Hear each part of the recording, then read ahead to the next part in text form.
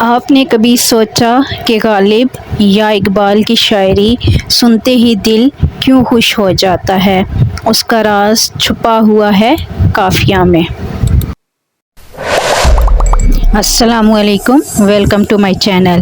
آج ہم سیکھیں گے قافیہ کے بارے میں۔ اگر آپ اردو شاعری، ادب یا گرامر میں دلچسپی رکھتے ہیں تو آج کا لیسن آپ کے لیے بہت ضروری ہے۔ سب سے پہلے ہم قافیہ کے لغوی معنی سمجھتے ہیں۔ قافیہ کے لغوی معنی ہے پیچھے آنے والے کے۔ قافیہ کے لغوی معنی سمجھنے کے بعد اب ہم قافیہ کی تعریف کو سمجھتے ہیں۔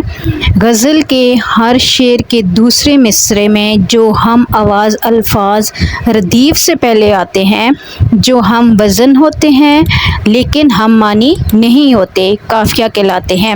یہ غزل کے لیے لازمی ہوتے ہیں۔ مثلاً غلام محمد قاصر کی غزل کے اشعار ملاحظہ ہوں: بغیر اس کے اب آرام بھی نہیں آتا، وہ شخص جس کا مجھے نام بھی نہیں آتا، کروں گا کیا جو محبت میں ہو گیا ناکام، مجھے تو اور کوئی کام بھی نہیں آتا۔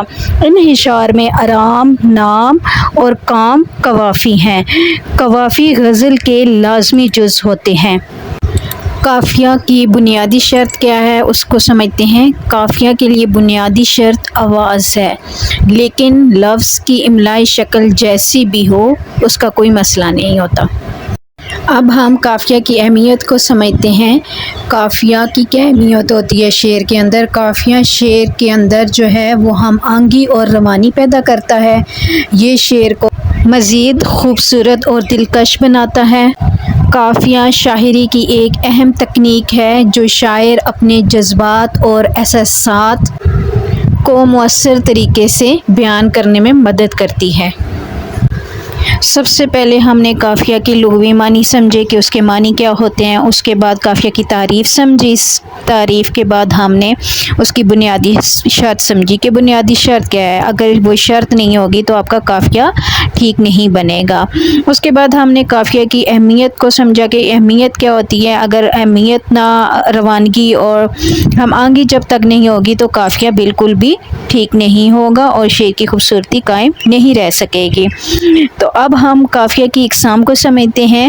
قافیہ کی سب سے پہلی قسم ہے مفرد قافیہ، جسے ہم انگلش میں سمپل رائم کہتے ہیں۔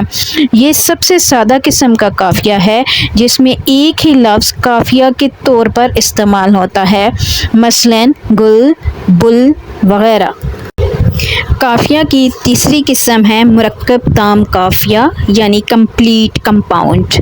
اس میں قافیہ کے الفاظ کے ساتھ ساتھ ان کے پہلے حرف کی حرکت بھی قافیے میں شامل ہوتی ہے، مثلاً آواز، انداز وغیرہ۔ قافیہ کی دوسری قسم ہے مرکب قافیہ کمپاؤنڈ رائم۔